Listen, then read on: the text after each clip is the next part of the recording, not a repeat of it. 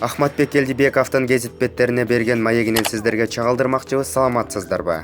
Ахматбек Элдибекович КСДП мүчөлөрү туура эмес иштердин бардыгын экс-президент жана партияга жүктөп, бизге саясий куугунтук болууда деп билдирүү таратты.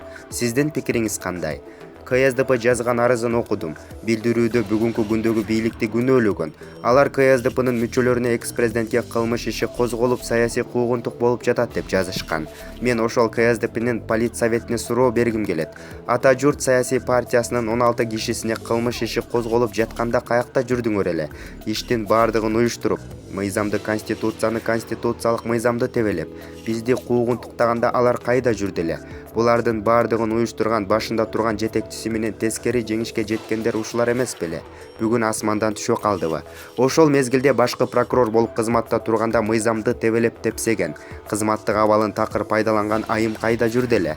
Менин айтаарым, бүгүнкү козголуп жаткан кылмыш иштердин бардыгы ачык айкын айтылып, элге жеткенден кийин гана тергөө жүргүзүлүп жатат. Алар шүгүрчүлүк келтирсин. Анткени бардыгына бул бийлик ырайымдуу жана адамгерчиликтүү болуп, кээ бир адамдарды максат түрмөгө тыгыш эмес, максат ошолордун күнөөсүн далилдеш үчүн түрмөгө тыкпай туруп суракка алып жатат. Андыктан КСДПнын билдирүүсүндөгү айткандары суу кечпеген нерсе. КСДП бийликте турганда мыйзамдын, элден коркпой өзүм билем өтүгүмдү түргөлем дегендин жыйынтыгынын жемиши ушундай болуп чыкты.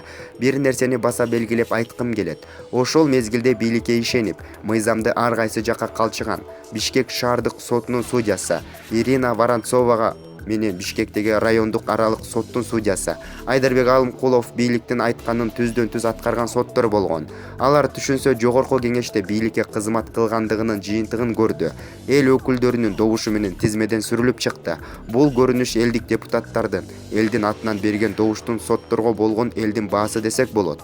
Ушул аптадагы жогорку кеңештин эл өкүлдөрүнүн добуш берүүсү сизди канааттандырдыбы? Мен аларды жакындан билген адам катары айтайын. Жогорку соттун судьялыгына талапкерлигин койгон Бишкектеги район аралык соттун судьясы Айдарбек Алымкулов бийликтин ар кандай саясий заказдарын так аткарып жүргөн.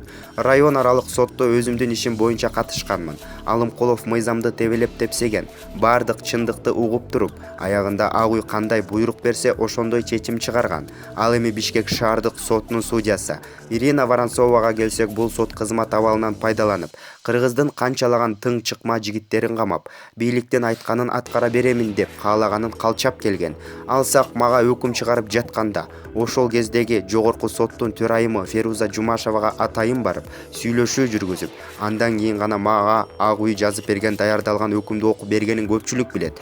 Ошондуктан мыйзамсыз иштерди эбегейсиз көп болгон Бишкек шаардык сотунун судьясы Ирина Воронцованын жогорку кеңештеги 91 депутат анын талапкерлигине каршы добуш бергени ага чоң минус болду. Азыр Воронцова шаардык сотто сот болуп олтурганда моралдык укугу жок деп эсептеймин. Жогорку соттун судьялыгына Нургуль Бакирова жогорку кеңештин депутаттарынын колдоосу менен 82 добуш менен өттү. Бул айым дагы кийин бийликтин буйругун аткарбайбы? Чын дилимден ишенгим келет. Себеби жогорку кеңештин депутаттары жогорку соттун судьялыгына койгон 5 талапкерге абдан ачуу сындарды айтты. Эми калганы шайланган соттордун адамгерчилигинде, ыйманында, ички дүйнөсүндө, эң башкысы мыйзамды сактаганында болуп эсептелет. Президент Сооронбай Жээнбеков соттор менен болгон жыйынында сотторго сот адамдар адилеттик издеген акыркы инстанция, судьялар Кудай алдында да, өз абийиринин алдында да өтө таза акыйкат инсандар болушу керек деп айтты. Бул сотторго болгон алдын ала кагылган коңгуроо. Булак Назар Ньюс, KG.